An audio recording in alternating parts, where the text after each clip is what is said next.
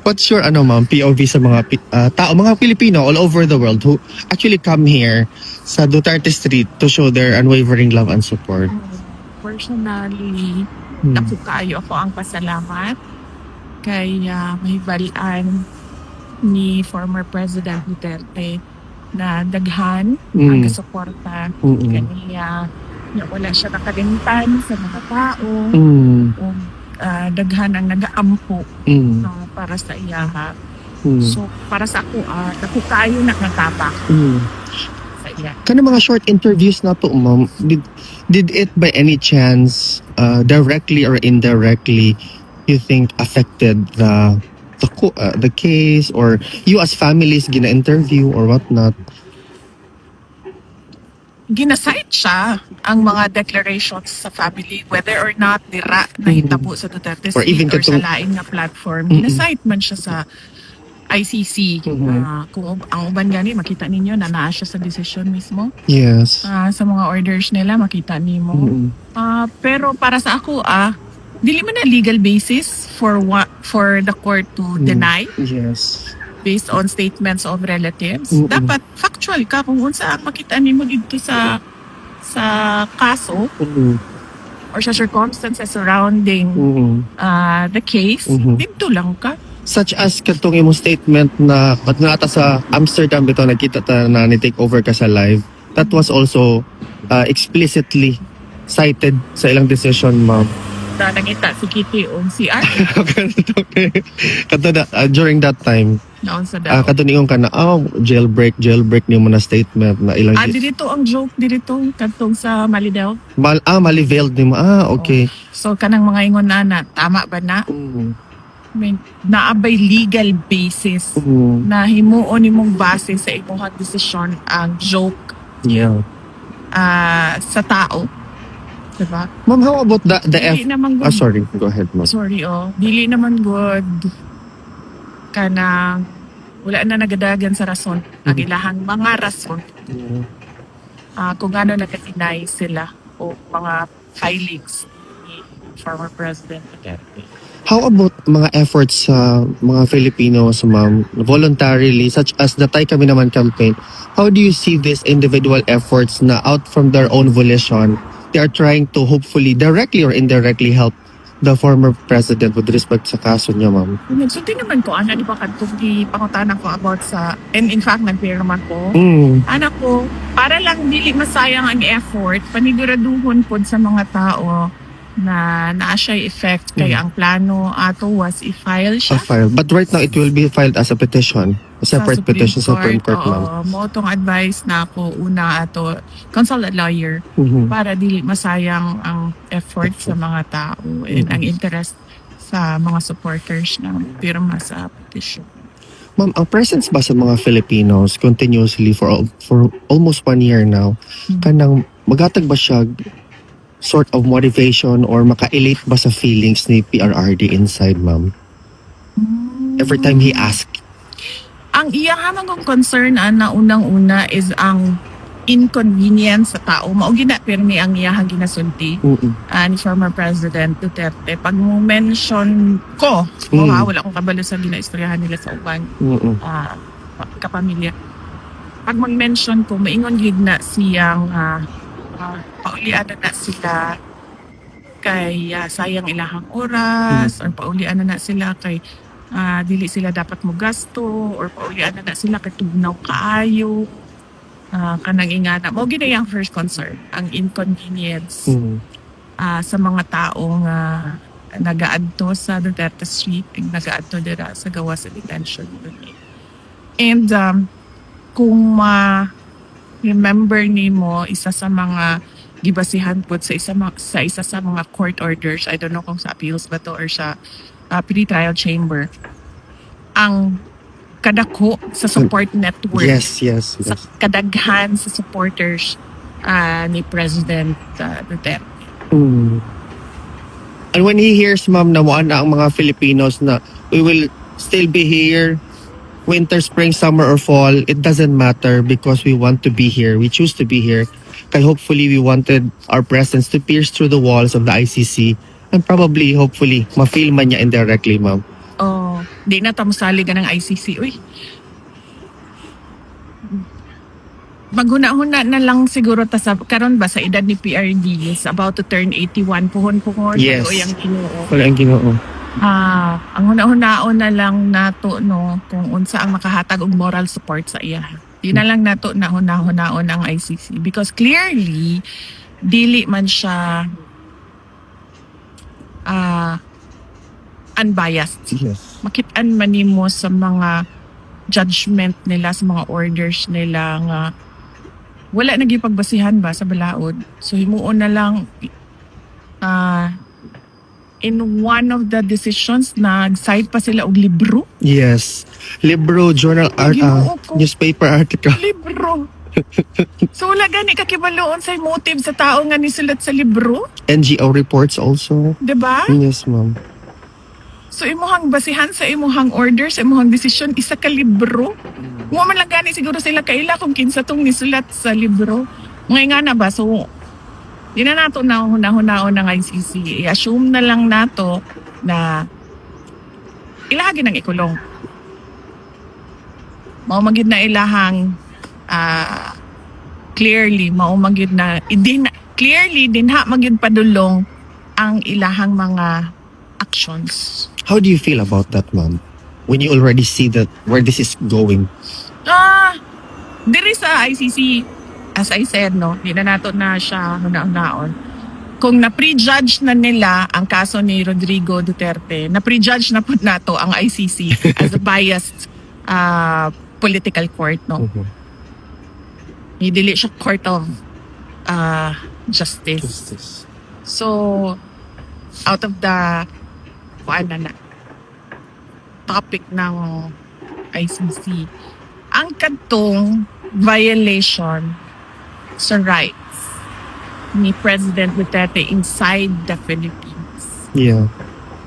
Mao gyud to ang para sa to mga Pilipino ang kanang Dapat naon-naon. Mm-mm. VP Inday Sara Duterte, Yes. magandang umaga. Magandang hapon po, ma'am. Kamusta po kayo today?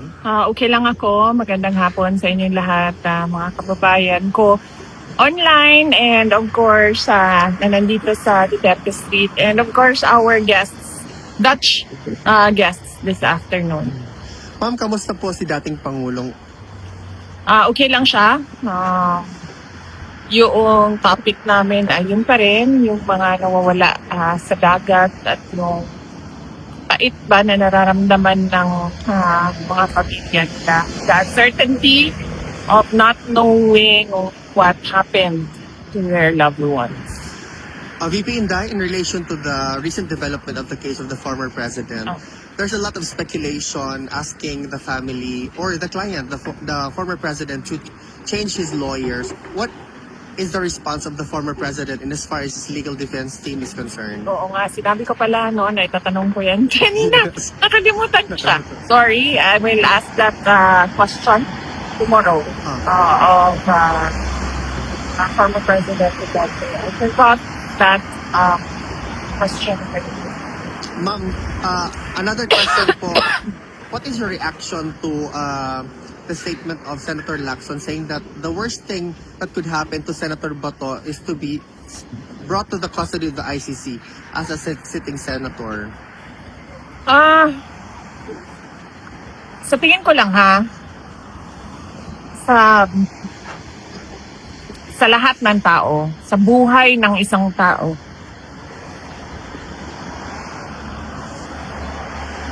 the worst thing that could happen is magkasakit at mamatay. Kapag wala kang sakit at hindi ka namatay,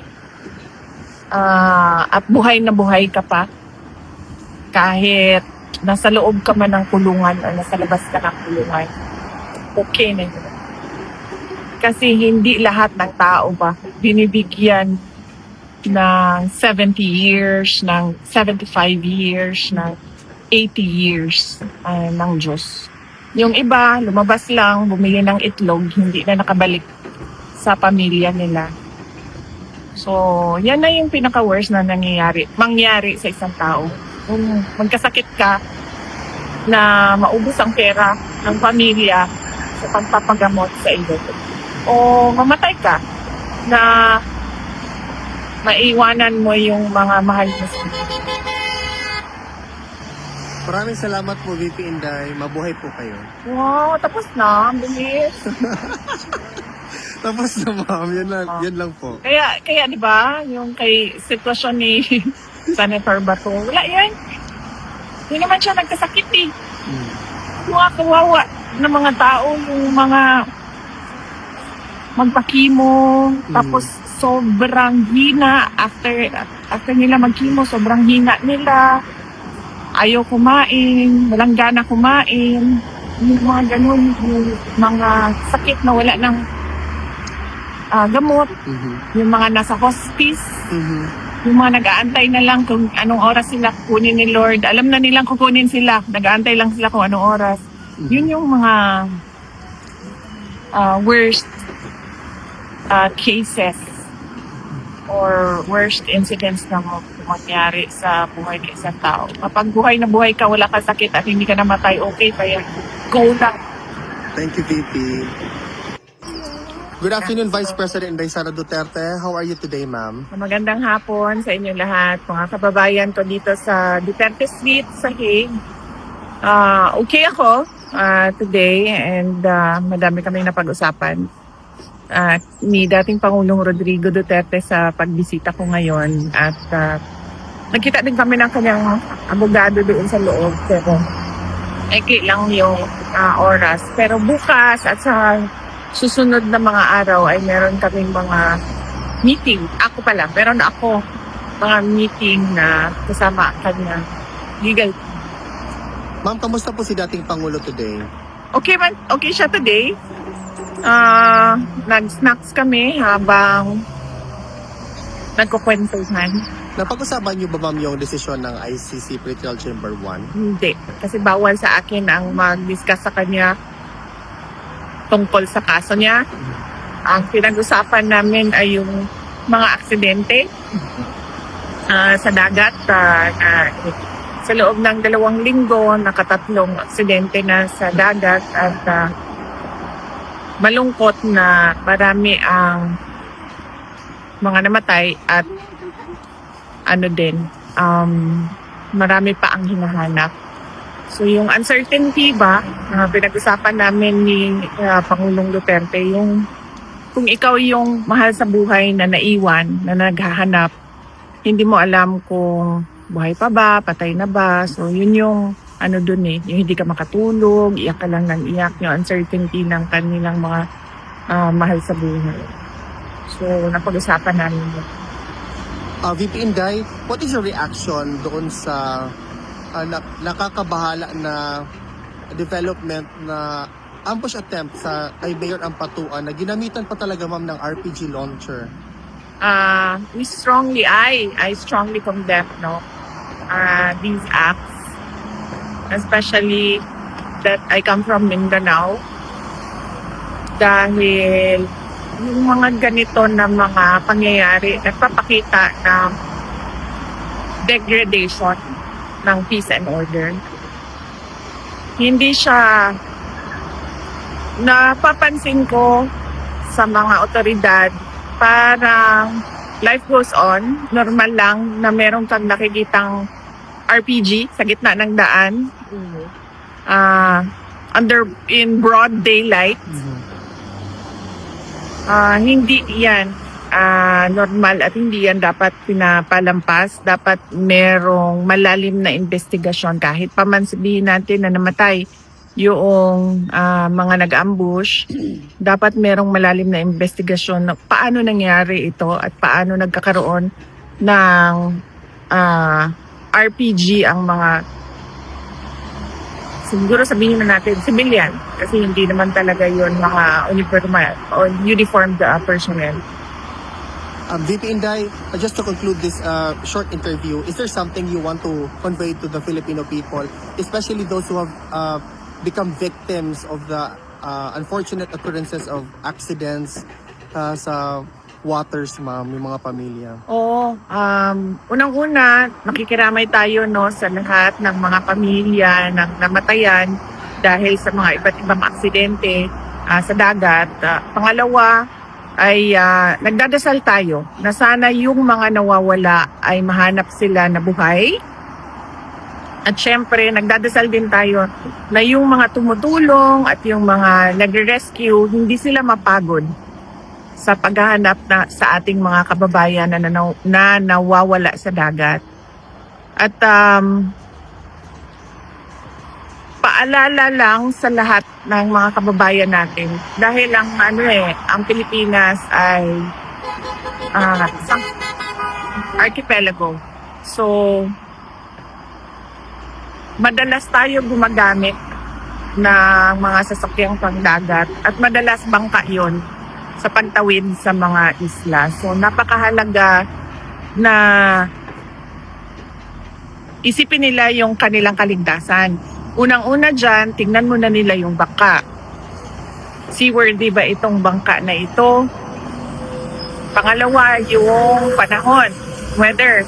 No? Kapag sinabi na kahit hindi mo nakikita ang ulan, kahit hindi mo nakikita ang malakas na alon, kapag sinabi ng marina, kapag sinabi ng Coast Guard, huwag maglayag dahil may ulan or huwag maglayag dahil malakas ang alon, dapat sundin natin yon. Pangatlo, dapat meron talagang life vests. Minsan, or madalas, taken for granted yung life vest dyan na nakahay-hay din sa bangka. Yes. So, dapat talaga suot-suot yon habang sumasakay ka ng bangka. At mahalaga din yung dry bag. Yung kapag nasa tubig na ay safe yung cellphone mo, mga gamit mo. Gamit pang communication doon sa loob ng dry bag. Tapos, kapag delikado yung biyahe or delikado yung ruta or delikado yung lugar na yon sa pagbabiyahe sa dagat, huwag na lang dalhin yung mga bata. Kung hindi naman kailangan talaga na itawid sa dagat ang mga bata, huwag nang dalhin. At syempre yung mga matatanda at may kapansanan. So, yun yung mga paalala natin sa ating mga kababayan.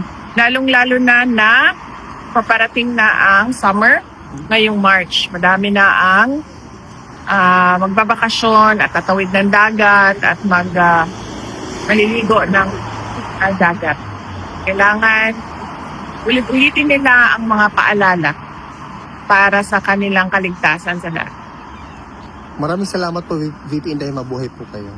Maraming salamat sa inyo, mga kababayan namin, sa inyong pagpapakita ng suporta kay dating Pangulong Rodrigo Duterte dito sa detention unit ng ICC. At syempre, lalong-lalo na ngayong araw na ito dahil hindi maganda yung balita sa kanyang kaso at nandito kayo para magbigay ng moral support sa kanya. Sigurado ako na may kwento yon ng abogado niya na pumasok ngayon doon si Atty. Thank you, VP. Thank you!